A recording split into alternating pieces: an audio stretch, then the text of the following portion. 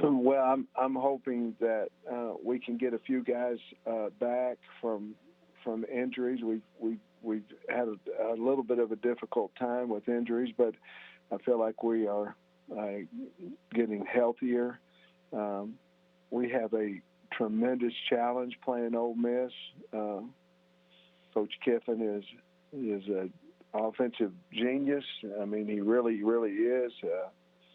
Those guys are playing unbelievable. They're fun to watch. They're obviously scary to watch, but they're fun to watch, and they have a great offensive line and outstanding skill, and their defenses continue to get better each week, and we're obviously looking forward to playing here at home. First up, we have Tom Murphy of the Arkansas Democrat-Gazette. Hey, Sam, I'm wondering, have you seen a focused team this week? How's the focus of the team been? Been great. Our football team basically reacts like the coaching staff, and as long as we continue to work hard and talk about the opponent that we're getting ready to play and not the one we just played, our team has certainly acted like our coaching staff. Yeah, and you're going against a team with such pace. How's the defense looked in terms of getting lined up and getting ready for snap this week? Well, we obviously have pace in our offense as well, too. We know we're not going at lightning speed like Ole Miss is. And obviously we've talked to different people, and they say it's as fast an offense as they've ever seen. And so we're trying to simulate that at practice. Obviously, it's very difficult because you're trying to get the correct blocking scheme, the correct routes, all those things at the same time are going fast. So we've been able to try to simulate some of that speed, obviously going good on good, but it's very, very difficult to do that against them, and I think that's a big advantage for their offense as well on any team that they play.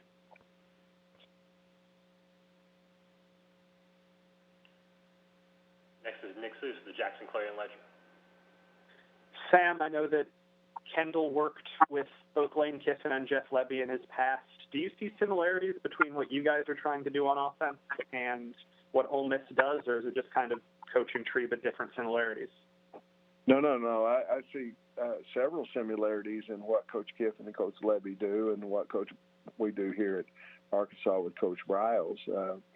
Certainly some route concepts are different, very similar in the run game, and so it could bode well for both defenses, and having seen that obviously during camp and each time during the week. I know Coach Briles and Coach Lebby are pretty close. Have you heard anything about them talking this week or just their relationship in general? I have not. They should be close. I think Coach Lebby is married Kendall's sister, so unless there's a family feud, they should be good friends. Thank you. Next is Steve Mouton of WZZN. Hey, Coach. How are you today? Great. I'm doing fine. Was hoping to get your impressions on what you've seen out of Matt Corral this year so far, Coach. I've seen the same thing you have and everybody in the country. The guy's playing incredible. I mean, he's such a gifted athlete and he can throw any pass. He can throw a dart, he can throw a touch pass. He certainly can get away from pressure. I mean, the guy's a winner. I mean, he's a really good football player, and he's got some really good weapons. The thing about Ole Miss, they can run the ball and they can throw it. And but you can't do any of that without a great quarterback. And that guy is really, really a really good quarterback. I know a lot's been made about a bumper pool on your team this year, Coach, but Grant Morgan has been really impressive as well. What kind of improvements have you seen out of him? I know this is your first year, but what impresses you most about Grant Morgan, Coach? Just how much he loves to play. he's a slippery linebacker. He can slip under blocks, and that's kind of his game. He's not the biggest of stature, so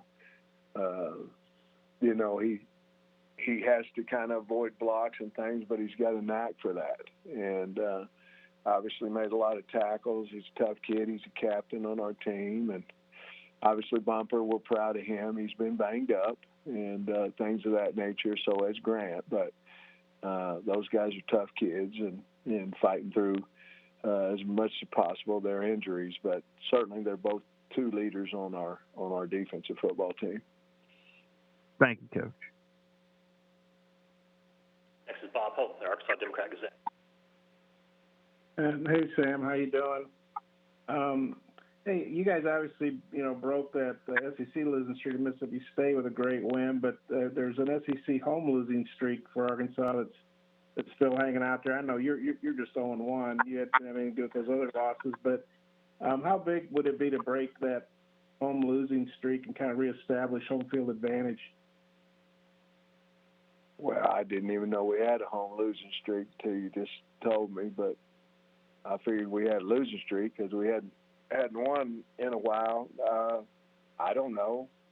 Winning would be incredible. I mean, that's what we all go out there and strive to do every Saturday. But I don't know if breaking streaks are any kind of a big deal for us. We're just trying to win football games.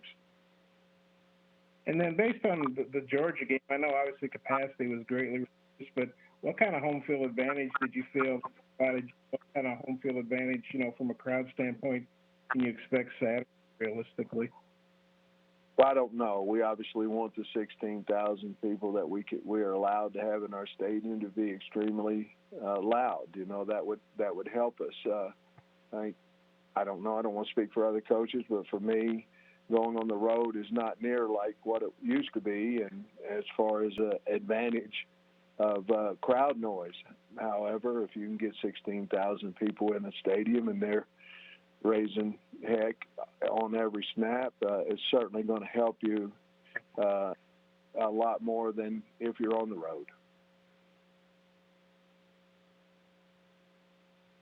Coach, wrap you up with Chris Homer at 24/7 Sports. Coach, you've got a pretty rare thing this week with two kind of veer and shoot offenses going head to head. I'm just wondering how often that system, as popular as it was in kind of the 2010 area, has kind of started to die out across college football a little bit. How often do you see kind of tentacles of that and kind of the offenses you see week to week, and why do you think it's become such kind of a rare thing across the sport? Well, if it's dying out, they need to amp it back up because Ole Miss is good offense as there is in the country. So I don't know. I think each offense that you see has a principle of it. Obviously, if you have a running quarterback, well, then you'll have a veer and shoot principle of reads and things of that nature. So I think it's still alive and well. A lot of teams aren't running it quite as fast and things of that nature, but the belief of it and the system of it, I think, is probably spread over a little bit of all teams. I guess I'm wondering, how secretive is that kind of tree in terms of scheme and schematics before you kind of got Kendall in your room? Did you really kind of get the inner workings of that before kind of Kendall arrived in the program, and what's that been kind of like? Yeah, I did. Obviously he was in the interview, so he had to tell me what I was asking. He had to answer questions, but I think he's very secretive as far as having coaches come in and visit with him and things of that nature. I think there's probably just a system there where all of them's kind of keeping it under wraps as much as possible because they don't want people to know the system as obviously as well as they do. But I think that's a little bit of all systems on offense and what you're doing and things of that nature. You don't want to get out there what you're doing simply to have any advantage given to your opponent.